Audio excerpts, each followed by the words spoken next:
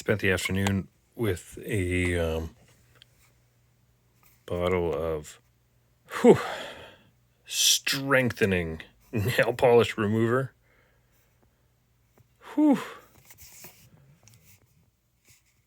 Extremely flammable. So it is putrid in here. I took all of the Dykem off. So I have this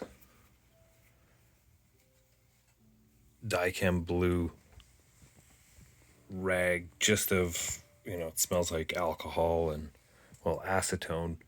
And got most of it off. It got in the rain a little bit. So my wife's hard work got bubbled. But we'll get a better dome. That's the next. I got a new foot for it. And it's back in the garage. I got a little bit of space for it. But I also have motor drivers and